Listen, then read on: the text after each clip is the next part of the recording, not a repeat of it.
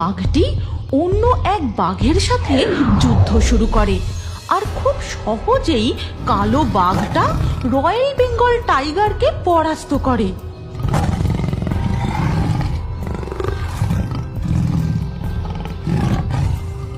এই দানবীয় গর্জনে এক ঝাঁক টিয়া পাখি উড়ে যায়।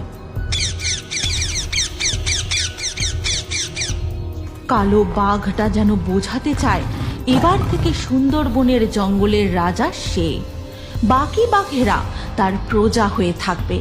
ঠিক তেমনি বাকি বাঘগুলো মাথা নিচু করে তার সামনে দাঁড়িয়ে থাকে।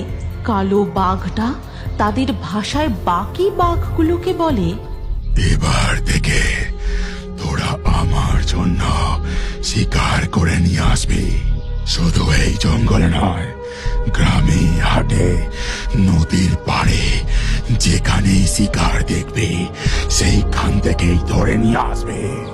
যা, এক্ষুনি চারিদিকে ছড়িয়ে পড়।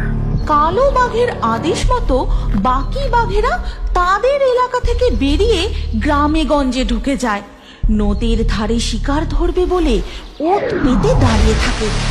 এইভাবেই শুরু হয় সুন্দরবনের বাঘেদের লাগাম ছাড়া অত্যাচার। হঠাৎ কি যে হলো? বাঘগুলো কেন যে তাদের এলাকা ছেড়ে এখন গ্রামে লোকালয়ে ঢুকতে শুরু করলো কি জানি। স্যার, আমাদের টিম এক কালো বাঘের খোঁজ পেয়েছে। ওই কালো বাঘটাই বা কোথা থেকে এলো?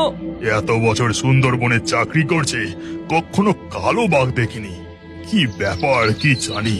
স্যার, আমাদের টিম আরো জানিয়েছে ওই কালো বাঘ নাকি বাকি বাঘেদের সর্দার হয়ে উঠেছে, আর তার আদেশে বাকি বাঘেরা শিকার করে নিয়ে এসে তাকে দিচ্ছে। Very strange. সুন্দরবনের বাঘেদের মধ্যে এরকম আচরণটা দেখা যায় না। কিছু একটা করতেই হবে, না হলে ওই কালো বাঘটা। স্যার, আমাদের এক্ষুনি গ্রামবাসীদের ওই কালো বাঘের ব্যাপারে সতর্ক করা উচিত। ঠিক আছে, চলো।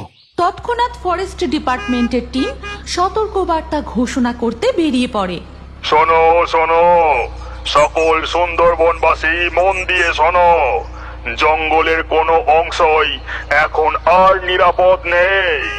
বাঘেদের দল সমস্ত জায়গায় শিকার করার জন্য ওত পেতে বসে আছে। তাই এই মুহূর্তে কেউ জঙ্গলের দিকে বা নদী পথে মাছ ধরতে যাবে না। আরো একটি বিশেষ ঘোষণা, জঙ্গলের ভিতরে কালো বাঘ দেখা গেছে। সেই বাঘ বড়ই ভয়ঙ্কর, তাই সকল গ্রামবাসী এখন খুবই সাবধানে ঘোরাফেরা করবে।